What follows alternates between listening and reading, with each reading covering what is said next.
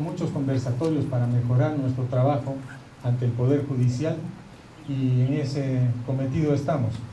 El tema de la prisión preventiva en la actualidad ha adquirido un mayor nivel de dificultad, de cuestionamiento, de preparación del tema por parte de los fiscales al momento de presentar nuestros casos, en razón del momento que vivimos, la coyuntura política, los hechos notorios que todos conocemos, han llevado al pronunciamiento no solo de parlamentarios, sino de jueces de las más altas instancias para tratar de introducir algunas digamos, vallas o requisitos adicionales a los que ya tenemos para solicitar esta prisión preventiva.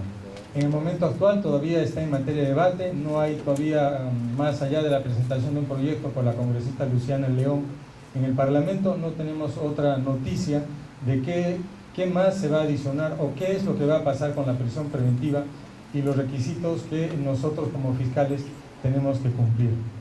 Creo que este tema lo va a desarrollar y lo va a enfocar debidamente nuestro ponente, con la trayectoria que tiene, la investigación que ha realizado a través de su vida profesional y también como fiscal, también ha estado a cargo de una Fiscalía Suprema, de tal manera que para nosotros, los fiscales, él es una autoridad, un referente jurídico al cual podemos plantear nuestras inquietudes y sobre todo escuchar las propuestas que nos haga, no solamente la prisión y sus requisitos, sino también, si es posible, si el tiempo nos alcanza, su opinión respecto a las últimas casaciones que han salido, como es la del doctor San Martín y otra de Arequipa o Moquegua, si no me equivoco, también relativo al mismo tema.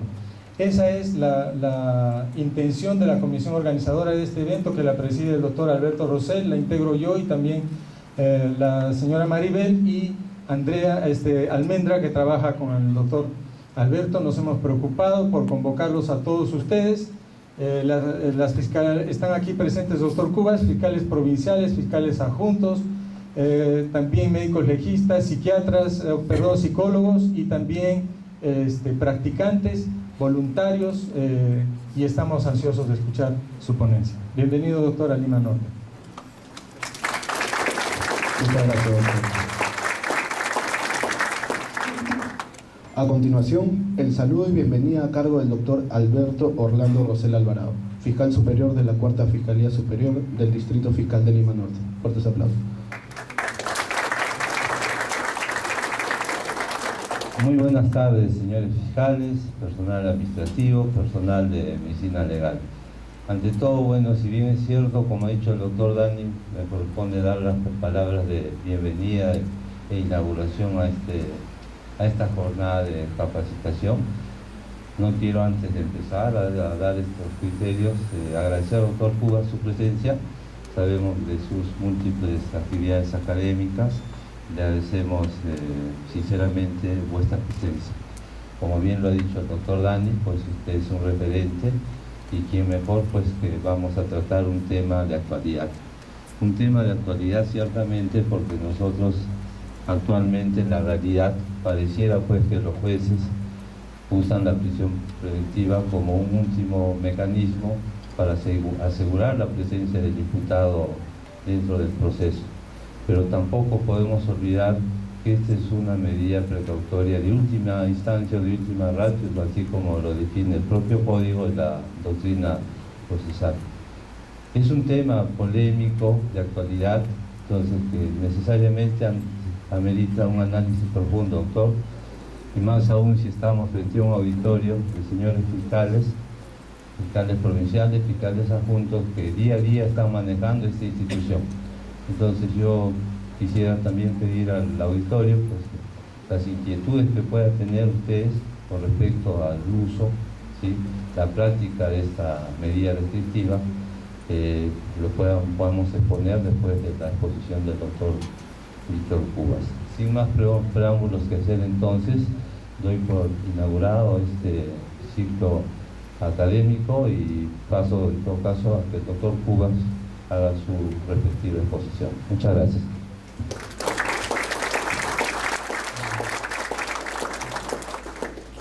Antes de ceder el uso de la palabra, daré lectura de la hoja de vida de nuestro ponente. Es profesor con título pedagógico, abogado por la Universidad Nacional Mayor de San Marcos, magíster en Derecho con mención en Ciencias Penales. Entre sus experiencias es jefe de gabinete de asesores de la Fiscalía de la Nación, gerente técnico del Instituto de Investigaciones del Ministerio Público, profesor de Derecho Penal en la Universidad Nacional Mayor de San Marcos y Pontificia Universidad Católica del Perú.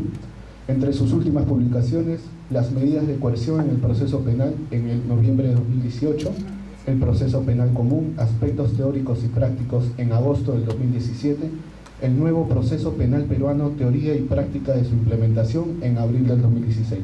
Con ustedes, el doctor Víctor Cubas Villanueva. Lo recibimos con unos fuertes aplausos.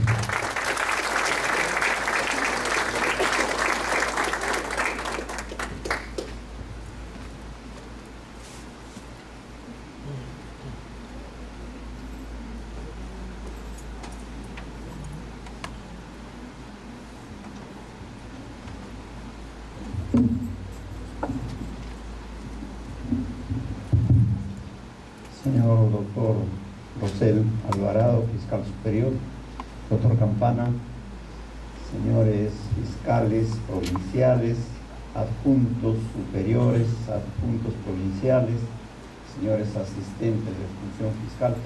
En primer lugar, quiero expresarles mi agradecimiento a la comisión organizadora del evento por la gentil invitación que me hacen para participar en el mismo, y lo hago con el mejor ánimo de exponer algunas ideas acerca del tema de prisión preventiva, que evidentemente es uno de los temas más sensibles de la reforma procesal penal que se viene impulsando. Acerca de la prisión preventiva, tendríamos que señalar que es una institución que ha existido en todos los códigos. En el Código del 40, que aún está vigente en parte de Lima, existe igualmente la prisión preventiva, pero hay un conjunto de diferencias sustanciales entre la regulación del código anterior y la regulación del nuevo código. En el Código del 40 se regulaba la prisión preventiva, y es curioso, por ejemplo, el artículo 79 facultaba al juez instructor para que al emitir el auto de apertura de instrucción pudiese dictar la medida de coerción, orden de comparecencia u orden de detención contra el presunto culpable. El artículo 81 establecía que procede la detención provisional, y así lo llamaba el código, del inculpado cuando ha sido sorprendido en el acto de perpetración del delito, es decir, en flagrancia, cuando se trata de delitos contra el patrimonio del Estado y cuando lo solicita el Ministerio Público. Y se consideraba que a juicio del juez instructor la naturaleza del delito así lo exige. En este contexto regulado por el Código, además existía, y ustedes ya no han sido testigos de ello porque son jóvenes, la facultad de la policía de detener a la persona que era denunciada por la presunta comisión de un delito.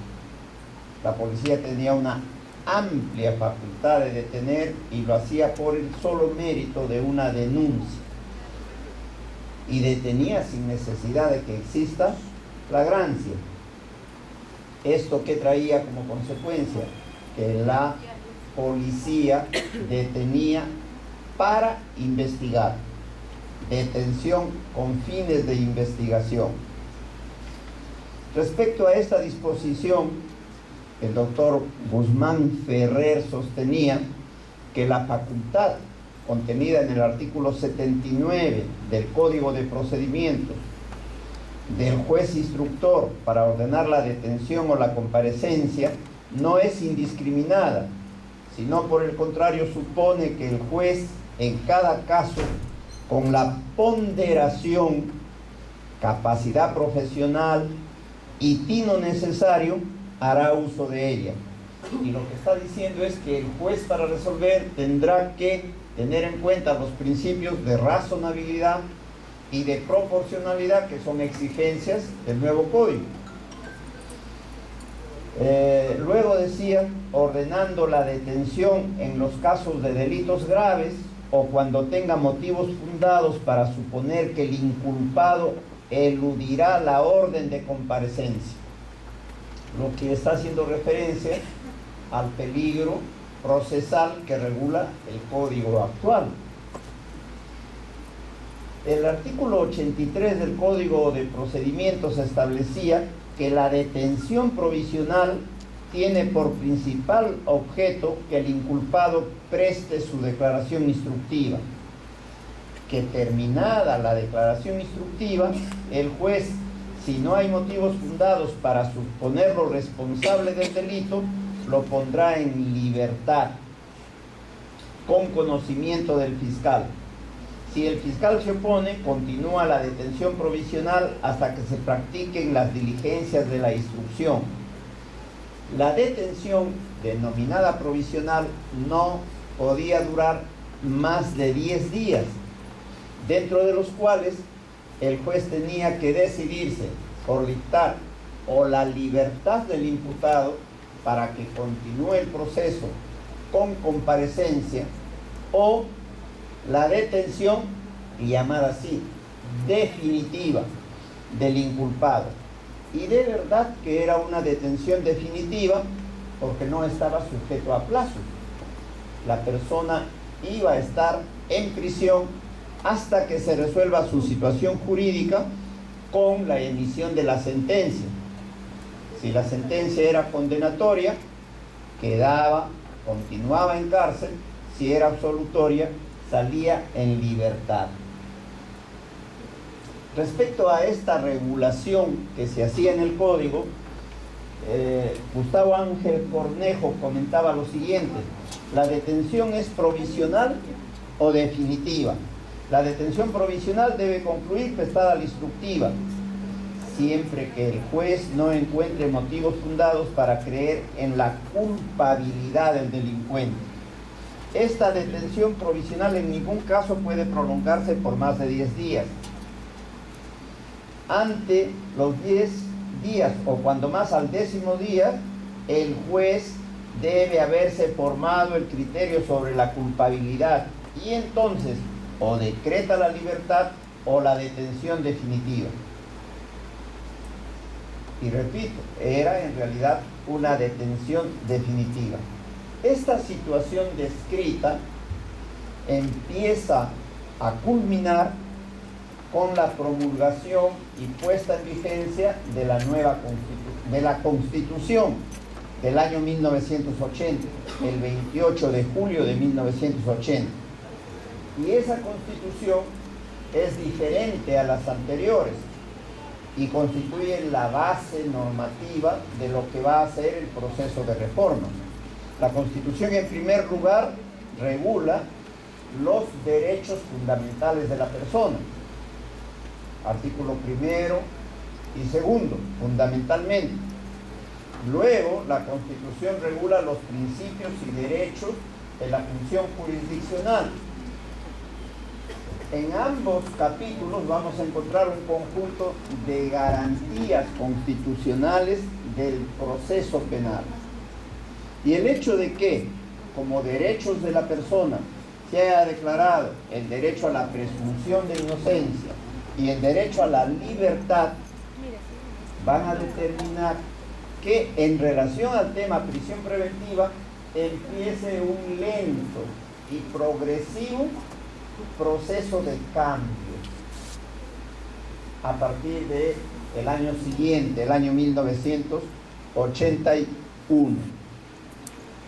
Y ese proceso va a culminar con la promulgación del nuevo código, pero nosotros tenemos un deporte nacional que no solamente es el fútbol, es también el modificar las leyes.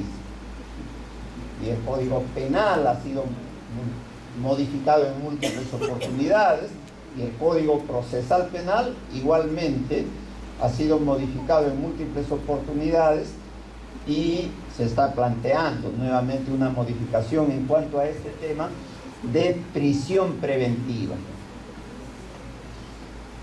Se comienzan a modificar las normas referidas a prisión preventiva, pero ¿por qué?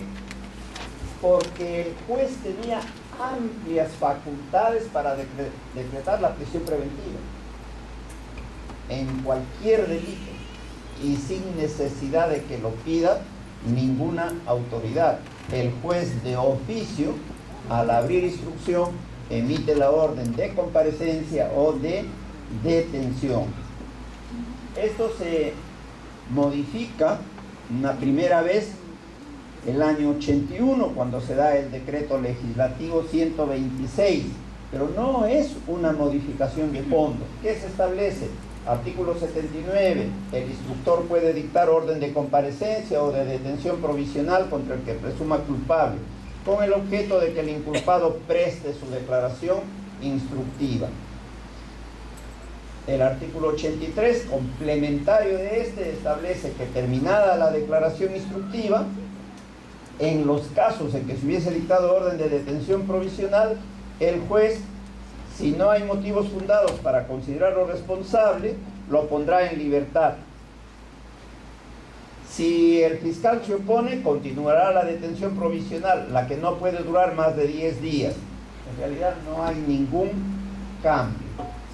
2 años después se dicta una ley, la ley 23.612, y comienza a hacerse un cambio. Se va a establecer, se va a limitar la facultad discrecional del juez para dictar prisión preventiva. ¿Y qué se establece? Que el juez, al dictar el auto apertorio de instrucción, solo dictará prisión preventiva en el caso de los siguientes delitos, y se hace una relación ahí taxativa. Pero como nosotros hemos tenido una delincuencia básicamente patrimonial, se establece que en los casos de delitos contra el patrimonio, el juez dictará detención cuando el monto del perjuicio patrimonial supere el importe de 25 remuneraciones mínimas vitales. Y es que estábamos ya viviendo un proceso de hiperinflación que duró toda la década del 80. Con posterioridad a ello, el año 85 se dicta una nueva ley que se le conoce con el nombre de Ley de Despenalización, y que tiene varias normas, pero también modifica lo relacionado con prisión preventiva. Se modifica nuevamente el artículo 79. Se continúa el proceso de limitación de las facultades discrecionales del juez para disponer la detención de carácter definitivo. Se establece que el juez puede dictar una orden de comparecencia o una orden de detención, pero ya se le elimina ese calificativo de detención definitiva, porque en realidad la detención preventiva no puede ser definitiva de ninguna manera, por naturaleza propia. Se establece que el juez, al abrir instrucción, dictará orden de detención o de comparecencia. El mandato de detención tan solo en los siguientes delitos, siempre que sean intencionales y que se sustenten en suficientes elementos probatorios. Asimismo, se dicta mandato de detención cuando el inculpado es reincidente o el delito ha sido cometido en concierto o banda. Esta detención debe ser fundamentada. Ustedes observen cómo lentamente se van incorporando lo que van a ser después requisitos para disponer el mandato de prisión preventiva. Se establece la obligación de los jueces de motivar sus resoluciones. La motivación de la resolución es importante porque va a constituir la justificación de por qué se adopta una determinada decisión. Entonces, la prisión preventiva ha ido evolucionando. ¿no? Desde la regulación del 40, las leyes posteriores, el Código Procesal del año 91 y luego las normas del Código Procesal del 2004. ¿Cómo se concibe la prisión preventiva en la doctrina? La Comisión Interamericana de Derechos Humanos entiende que la prisión, o también denominada detención preventiva, es todo periodo de privación de libertad de una persona sospechosa de haber cometido un delito. La detención es ordenada por una autoridad judicial y es previa a una sentencia firme. Esta medida también se denomina prisión, y esto adecuadamente, provisional. Refiriéndose a ella, el doctor Gómez Colomer sostiene: la prisión provisional es la medida cautelar personal más importante, no solo porque a través de ella se trata de asegurar la presencia del inculpado en el proceso penal. Para eso se dijo la prisión preventiva, para asegurar la presencia del imputado en el desarrollo del proceso penal, para asegurar la posible ejecución y garantizar la debida averiguación de los hechos, sino también porque significa una privación total de libertad, lo cual implica que su tratamiento legal haya de tomar en consideración el principio de proporcionalidad. Unido a ello, a las graves consecuencias que comporta para el inculpado, que no siempre es culpable, la prisión provisional debe considerarse siempre como una medida de última ratio.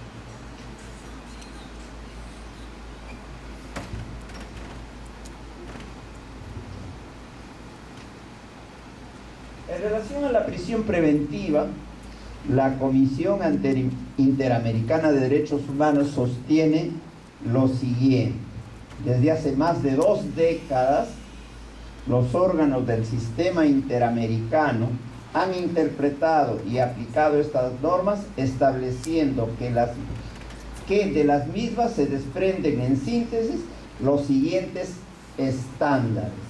Primero, la detención preventiva debe ser la excepción y no la regla. La regla es que la persona sea procesada estando en libertad. Segundo, los fines legítimos y permisibles de la detención deben tener carácter procesal, tales como evitar el peligro de fuga o el peligro de entorpecimiento u obstaculización del proceso. Consecuentemente, la existencia de indicios de responsabilidad no es razón suficiente para decretar la detención preventiva. Cuarto, aún existiendo fines procesales, se requiere que la detención preventiva sea absolutamente necesaria y proporcional, en el sentido de que no existen otros medios menos gravosos para lograr el fin procesal que se persigue. Quinto, todos los aspectos anteriores requieren una motivación individualizada que no puede tener como sustento presunciones. Sexto, la detención preventiva debe decretarse por el tiempo estrictamente necesario para cumplir el fin procesal, lo que implica una revisión periódica de los elementos que dieron lugar a su procedencia.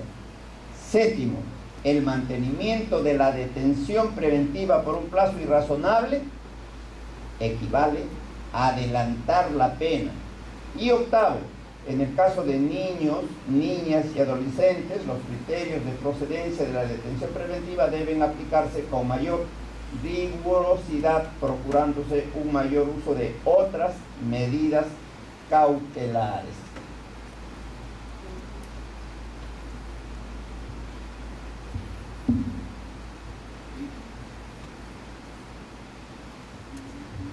Desde el punto de vista de la regulación doctrinaria, la prisión preventiva debe decretarse teniendo en cuenta los principios que rigen la aplicación de esta medida, y que ustedes los conocen, pero vamos a hacer la relación. Principio de legalidad.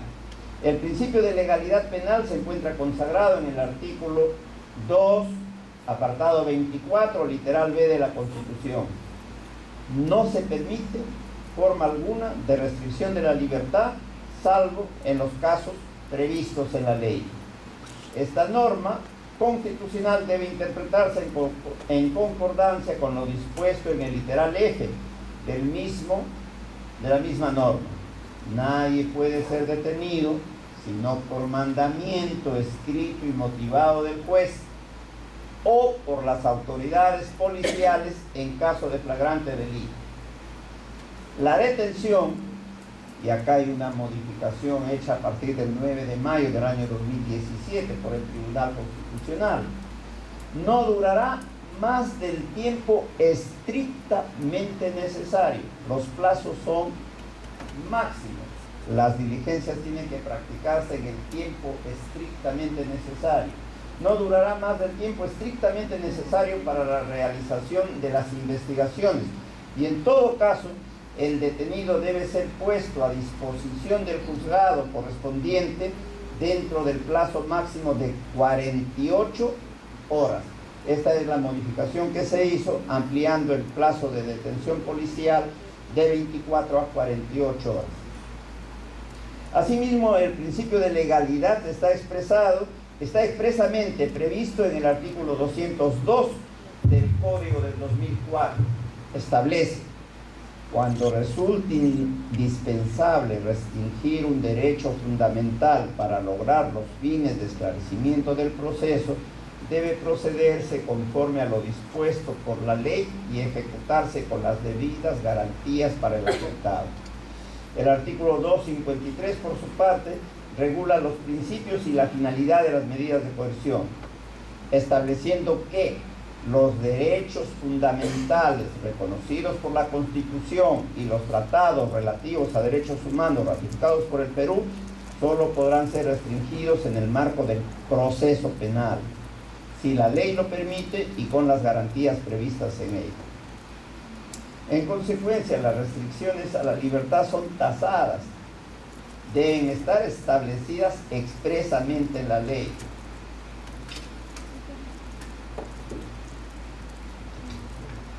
Luego tenemos el principio de jurisdiccionalidad, incorporado como consecuencia del reconocimiento de los derechos fundamentales de la persona y plasmado en el Código Procesal, luego que es adaptado a las normas constitucionales y a las normas de los tratados internacionales.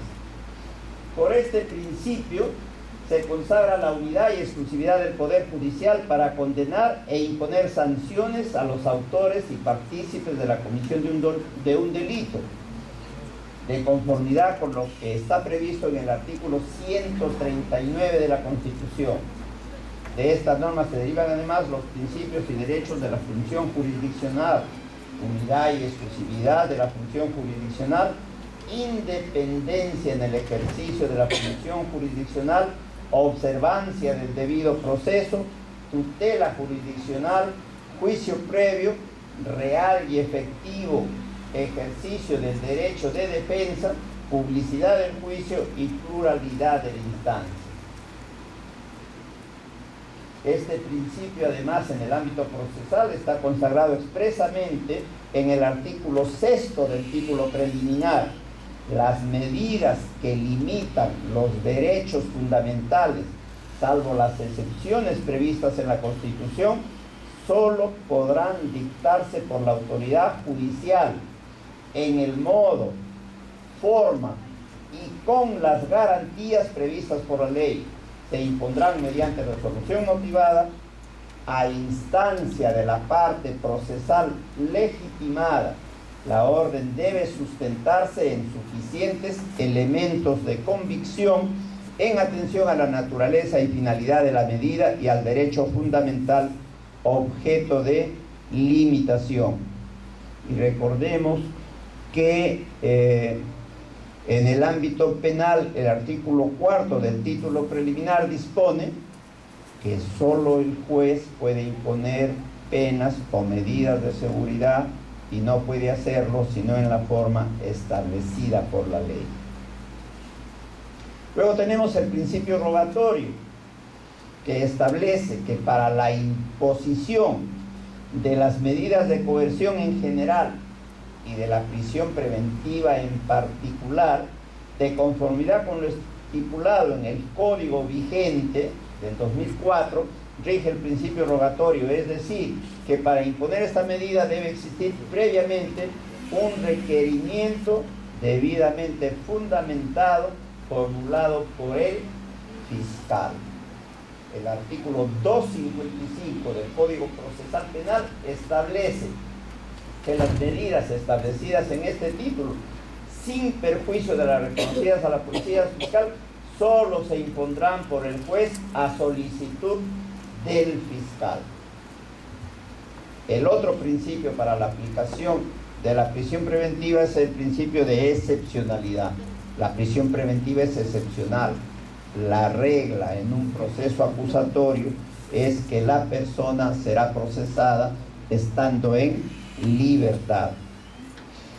En relación a este principio, la Corte Interamericana de Derechos Humanos ha sostenido lo siguiente: la naturaleza excepcional de la aplicación de la prisión preventiva, de acuerdo con criterios de necesidad y proporcionalidad, es un elemento que necesariamente debe estar presente en toda política criminal que tome en consideración los estándares del sistema interamericano. La Convención Americana establece un orden jurídico según el cual nadie puede ser sometido a detención o encarcelamiento arbitrario. Toda persona tiene derecho a ser juzgada dentro de un plazo razonable o a ser puesta en libertad, sin perjuicio de que continúe el proceso. Su libertad podrá estar condicionada a garantías que aseguren su comparecencia en el juicio. Igualmente, la Declaración Americana dispone que todo individuo que haya sido privado de su libertad tiene derecho a ser juzgado sin dilación injustificada o, de lo contrario, a ser puesto en libertad. Es decir, el estar en libertad mientras dure el proceso penal es un derecho del acusado y como tal solo puede ser restringido de manera excepcional con apego a las normas establecidas en los instrumentos internacionales que lo establecen. Otro de los principios es el principio de proporcionalidad, que exige, para restringir la libertad de la persona, se exige que la medida y los límites de la prisión preventiva a lo estrictamente necesario. El derecho internacional de los derechos humanos protege expresamente el principio de inocencia que le asiste al imputado, lo cual impide que se le trate como culpable a la persona sospechosa de haber cometido un delito, mientras no haya sido declarada judicialmente su culpabilidad. En consecuencia, los efectos de la prisión preventiva de ninguna manera pueden ser equiparados a los efectos de una pena. Así resulta completamente ilegítimo detener preventivamente a una persona con fines retributivos o fines preventivos propios de la pena.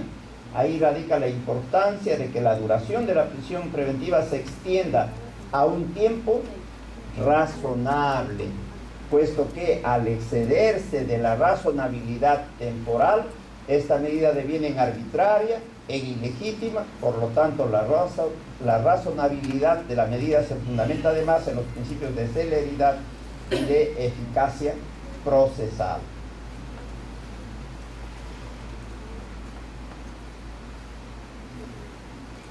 ¿Cuál es la finalidad de la prisión preventiva? Ya lo hemos dicho porque eso está contenido en las normas a las que nos hemos referido. La prisión preventiva tiene como finalidad la realización exitosa del proceso penal, siendo su objeto asegurar la presencia del imputado en el desarrollo del proceso y aplicar la sanción.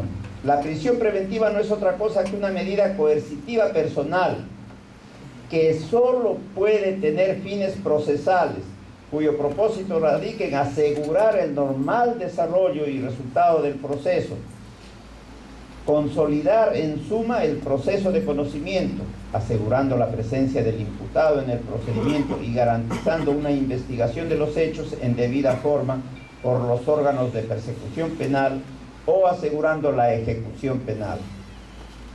Por eso, la prisión preventiva no debe ser la regla. Su aplicación como medida cautelar en aras de asegurar el adecuado curso de las investigaciones y la plena ejecutabilidad de una eventual sentencia condenatoria debe ser la última ratio por la que puede optar un juez para asegurar el éxito del proceso penal.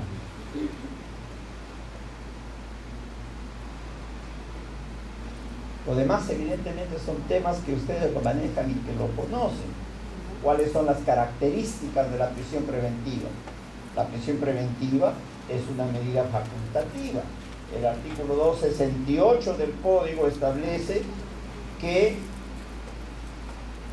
el juez es la autoridad que va a resolver la imposición de una medida de coerción de esta naturaleza previo al requerimiento formulado por el fiscal y cuando se den estrictamente los presupuestos a los que se refiere la ley. En segundo lugar, se impone previa a la realización de una audiencia, a diferencia de la imposición en el sistema anterior que quedaba a criterio discrecional del juez y que lo podía disponer sin que nadie lo pida y sin expresar fundamento alguno. Tercero, requiere de una resolución fundamentada que va a permitir conocer las razones de hecho y de derecho que justifican la imposición de esta medida que limita gravemente la libertad de la persona. Y cuarto, una característica que es derivada de la reforma, está sujeta a plazo. La prisión preventiva no puede ser definitiva. Desde el año 1991 está sujeta al cumplimiento de los plazos y si al cumplimiento del plazo no existe una sentencia, por lo menos de primera instancia, la persona en prisión preventiva va a recuperar su libertad y va a continuar el proceso estando en libertad. Luego, el Código hace referencia a los presupuestos que deben existir para emitir la prisión preventiva. Y esos presupuestos son los mismos a los que se refería el Código de 1991, que hace el cambio radical respecto a la regulación de prisión preventiva. Para que el juez pueda declarar procedente la prisión preventiva, en primer lugar, debe determinar si en el caso concreto hay prueba suficiente. Y esto tiene dos aspectos. Hay prueba suficiente respecto a la comisión del delito y hay prueba suficiente respecto a la vinculación del imputado o a la participación del imputado en la comisión de ese delito. Porque en la investigación igualmente hay dos partes. Una es la determinación del delito y eso no es difícil. Eso es factible hacerlo mucho más con el auxilio de la ciencia y de la técnica. Y además porque el delito es un hecho social, ahí están las evidencias, está el cadáver, está la persona violada, está la persona agredida. Más difícil que eso es determinar quién es el autor del delito, que es la segunda parte de la investigación. Entonces la prueba tiene que referirse a esos dos aspectos. En segundo lugar, tiene que tomarse en cuenta el fiscal para solicitar la imposición de la prisión preventiva y el juez para declararle procedente, si en el caso concreto la pena que se le impondría a la persona respecto a la que se está pidiendo la prisión preventiva sería mayor de 4 años. Y el tercer presupuesto para solicitar y para declarar procedente la prisión preventiva es el peligro procesal, que igualmente tiene dos vertientes: el peligro de fuga, y en el código se han establecido los criterios que hay que tener en cuenta para calificar el peligro de fuga, y el peligro de entorpecimiento de la actividad probatoria. En cuanto a los plazos de la prisión preventiva, en el código se estableció que la prisión preventiva no durará más de 9 meses, que era un periodo igual al establecido en el código anterior para lo que se llamaban procesos ordinarios. Tratándose de procesos complejos, el plazo límite de la prisión preventiva no durará más de 18 meses. Y luego se hace una modificación por decreto legislativo 1307 en los primeros meses del gobierno de Kuczynski, y se amplía para los procesos de criminalidad organizada. El plazo de la prisión preventiva no durará más de 36 meses, y es la norma que se viene aplicando últimamente, porque los casos que son materia de investigación son, según la hipótesis fiscal, propios del crimen organizado. Y acá habría que hacer un comentario. No es el problema solamente de plazo. Y en mi opinión, acá hay un tema incomprendido por, en general, la magistratura. Se considera que el plazo de la prisión preventiva es el plazo para desarrollar la investigación preparatoria, y no es así. Cuando el fiscal pide la prisión preventiva, está pidiendo que la persona esté privada de su libertad, y ese plazo va a comprender todo el desarrollo del proceso penal, porque el mismo código establece que si al vencimiento del plazo de prisión preventiva no se ha dictado una sentencia, por lo menos de primera instancia, la persona recuperará su libertad. Y acá sí hay una grave deficiencia de la actuación del Ministerio Público. Y es que casi siempre nos ocupamos de ver lo que está delante nuestro, pero no miramos con profundidad los temas. No es suficiente el plazo para investigar. Claro, si el plazo no es suficiente para investigar, menos aún es suficiente para resolver el proceso. Entonces, ¿cuál es el remedio? Hay que ampliar los plazos. Se amplía y nuevamente hay que ampliar los plazos. Y no hay una mirada sobre la causa del problema. ¿Por qué el proceso demora? Porque la reforma procesal se viene haciendo en forma deficiente e incompleta. La reforma procesal constituye un cambio profundo de todo, no solamente el aumento del número de fiscales y del número de personal administrativo, sino la implementación de locales que tengan una infraestructura adecuada para el cumplimiento de la función de investigación, el establecimiento de laboratorios con peritos en las diferentes disciplinas que permitan darle un soporte técnico y científico a la investigación. ¿Cuántos laboratorios tiene Lima Norte? Mejor no me conteste. Y yo no he escuchado reclamos acerca de eso. Yo sí he escuchado bastantes reclamos acerca de que hay que ampliar los plazos.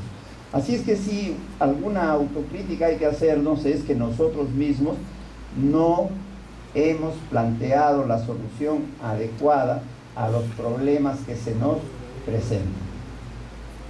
Pero además, en relación con los plazos, habría que decir que el mismo código establece que estos plazos pueden ser prolongados. Se puede solicitar la prolongación de la prisión preventiva. Y hay una regulación contenida en el artículo 274, apartado 1, y dispone que para los procesos comunes hasta por 9 meses adicionales.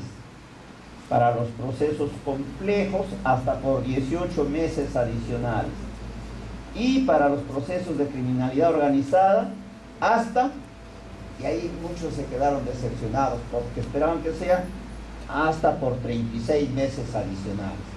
Pero esto va en contra del principio de celeridad, que es un principio básico del desarrollo del proceso penal acusatorio. Y con buen criterio ya no le pusieron hasta por 36 meses, sino hasta por 12 meses. Pero en todo caso el proceso está durando ahí 36 meses más 12, 48 meses en lo que corresponde a prisión preventiva. Y habría que también, haciendo una valoración de todo el ordenamiento procesal, tener en cuenta que el proceso debe desarrollarse bajo principio de celeridad, y es esto lo que no se está cumpliendo, y no se cumple por la misma razón que anotamos anteriormente, porque la investigación se vuelve una tarea muy morosa debido a que no se han creado las condiciones necesarias para que el Ministerio Público realice este trabajo en una forma más eficiente. El Código establece, teniendo en cuenta que la libertad es un derecho fundamental, que el proceso debe desarrollarse teniendo al imputado en libertad y que la prisión preventiva es una medida excepcional. El Código establece que si al vencimiento del plazo de prisión preventiva no se ha obtenido una sentencia, por lo menos de primera instancia, el imputado recupera su libertad. Y esta libertad es sin perjuicio de que se dicten medidas para asegurar de que el procesado se presente a las diligencias pendientes hasta la culminación del proceso. ¿Por qué hay esa disposición? Porque los tratados internacionales reconocen que este derecho a la libertad, en función de este derecho, toda persona tiene derecho además a ser juzgada dentro de un plazo razonable o a ser puesta en libertad. La persona tiene derecho a ser juzgada dentro de un plazo razonable o a ser puesta en libertad. Y este sí es un problema del sistema penal. Hay muchos casos de personas que vienen siendo investigadas estando en prisión preventiva, que se vencen los plazos de prisión máximos de prisión preventiva y que no se ha culminado la investigación y falta la etapa intermedia y falta el desarrollo del juzgamiento, y estas personas obtienen su libertad.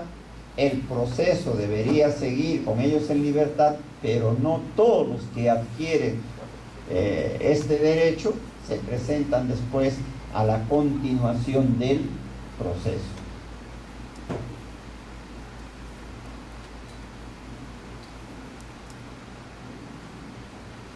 Uno de los temas que ha estado en debate en los últimos días es el denominado uso y abuso de la prisión preventiva. Y en efecto, cada uno de nosotros tenemos perfecto derecho a sostener que se viene haciendo uso y abuso de la prisión preventiva. Pero también hay que tener una mirada con mayor cuidado para el fondo del problema. Es una situación innegable que en toda la región, en general, y en nuestro país en particular, se viene haciendo uso y abuso de la prisión preventiva. Un procesalista español, probablemente conocido por ustedes, el doctor Miranda Strampes, sostiene: la compatibilidad entre la prisión preventiva y presunción de inocencia como mal menor exige someter la aplicación de dicha medida cautelar a una serie de límites infranqueables. Se puede afirmar que el número de presos preventivos actúa a modo de termómetro del nivel garantista del sistema de justicia penal de un país. Cuanto mayor sea el número de presos preventivos en comparación con los sentenciados, menor será la calidad del sistema de justicia penal de un Estado. Un inadecuado y sistemático uso de la prisión preventiva pone en evidencia la negación garantista y constitucional de una sociedad. La regulación legal y el manejo de la prisión preventiva no es, por tanto, una cuestión ideológica ni políticamente indiferente o neutral. Por el contrario, es el reflejo de la ideología democrática o autoritaria del propio Estado o de sus agentes que manejan la prisión preventiva. En los sistemas inquisitivos, dominados por la ideología del orden y de la seguridad a ultranza, la privación de libertad durante la tramitación del procedimiento penal es la regla general. Asignan a la prisión preventiva fines propios de la pena, prevención general y especial. Por el contrario, en el contexto de un Estado democrático de derecho, solo una regulación legal inspirada en el principio pro libertad o a favor de la libertad